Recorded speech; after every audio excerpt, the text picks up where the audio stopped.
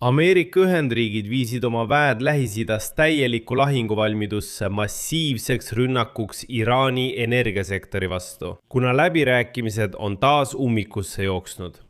USA kaitseminister Pete Hegseth teatas täna ametlikult, et USA armee on saanud käsu viia väed valmisolekusse Iraani vastu sõjategevuse viivitamatuks taas alustamiseks, kuna relvarahu hakkab lõppema ja rahulepet pole endiselt allkirjastatud.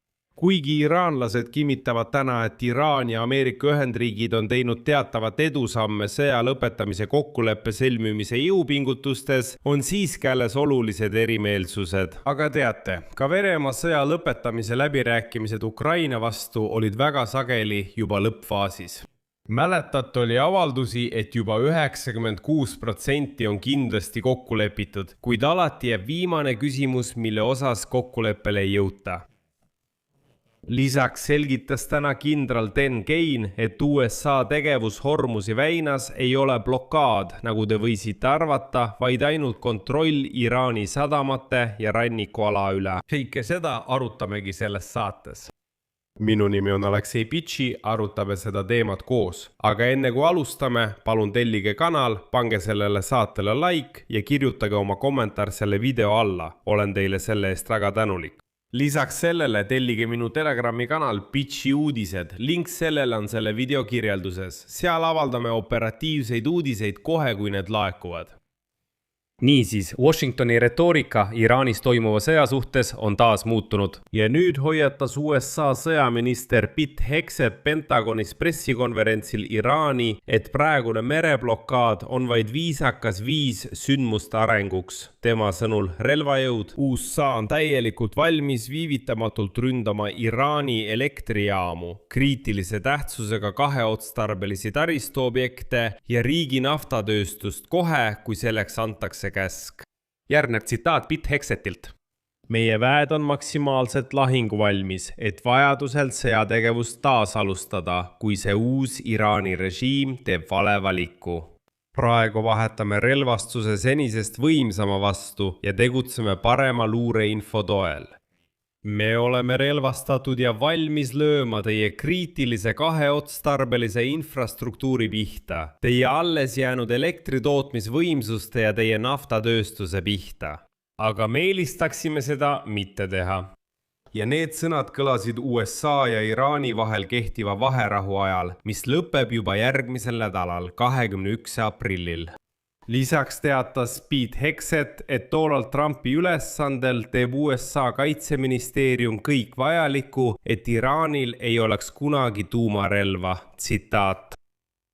Me eelistaksime seda teha heaga, läbi kokkuleppe, mida juhib meie suurepärane asepresident ja läbirääkijate meeskond.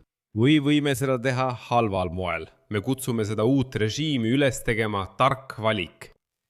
Samal ajal kinnitavad Iraani ametnikud täna, et Iraan ja Ameerika Ühendriigid on väidetavalt saavutanud teatud edusamme sõja lõpetamise kokkuleppe tingimustes, kuid olulised erimeelsused püsivad. Pakistani armee staabiülema Asim Muniri eile visiit Teherani aitas vähendada erimeelsusi üksikutes küsimustes, mis suurendas lootust vaherahu jätkumisele ja Teherani ning Washingtoni vaheliste läbirääkimiste taasalustamisele. Lisaks kirjutab väljaanne Israel täna järgmist, tsiteerin. Pakistani armee ülema visiit Teherani osutus tõhusaks mõnede valdkondade erimeelsuste vähendamisel, kuid põhilised vastuolud tuumaalal püsivad endiselt. On tekkinud rohkem lootust vaherahu jätkumiseks ja teise läbirääkimiste vooru läbiviimiseks. Iraani kõrgelt rikastatud uraani saatus ja tuuapiirangute kestus. Iraanile kuuluvad kõige vaieldavamate küsimuste hulka, millele pole siiani lahendust leitud. Tõmban taas paralleeli Ukraina ja Venemaaga. Tuletan meelde, et veel eelmisel aastal kinnitas Ameerika administratsioon, et kõik on juba kokku lepitud.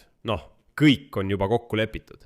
Jäi ainult Donbassi küsimus. Putin tahab, et ukrainlased lahkuksid Donbassist, aga ukrainlased ilmselgelt ei taha seda teha. Ja siis räägiti, kuulge, juba 96% kokkuleppest on valmis. Jäänud on need 4% ja need puudutavad Donbassi, aga seal ei suudeta kuidagi kokkuleppele jõuda. Ning siiani need läbirääkimised jätkuvad. Sama on ka siin. Nagu oleks juba edusamme, on kokku lepitud, aga põhimõttelises küsimuses, tuumaküsimuses kokkulepet ei ole.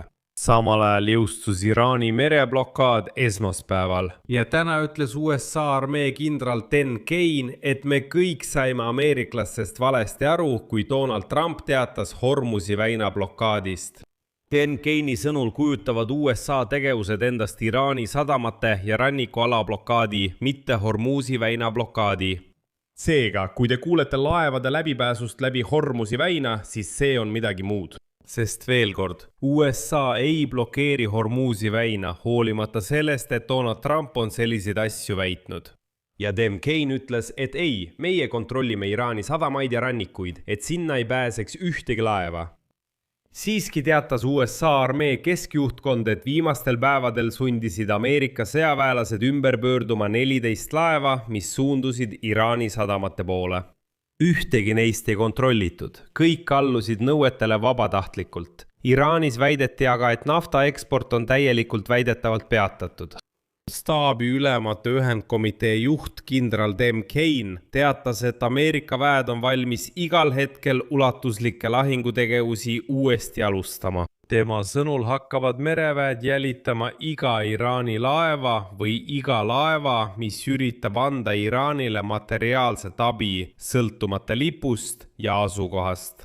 Neljapäeval laiendasid USA mereväed blokaadi tegevust ning nüüdsest kehtib see mitte ainult konkreetsetele laevadele, vaid ka salakaubaks tunnistatud kaupadele.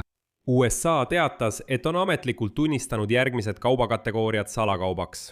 Need on relvad ja relvasüsteemid, laskemoon, tuumamaterjalid, toornafta ja naftatooted, raud, teras ja alumiinium.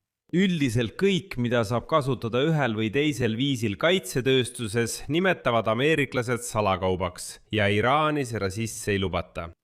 USA president Donald Trump tunnistas, et loodab, et blokaad sunnib Iraani vastu võtma Ameerika tingimused sõja lõpetamiseks, eelkõige avama Hormuzi väina vabaks laevaliikluseks. Tavaliselt läbib seda umbes 1/5 kogu maailma nafta ja maagaasi ekspordist. Ja täna pöördus Pete Hegseth otse Iraani juhtkonna poole ja ütles, et Teheran peab tegema tark valiku, valmistudes läbirääkimisteks Washingtoniga.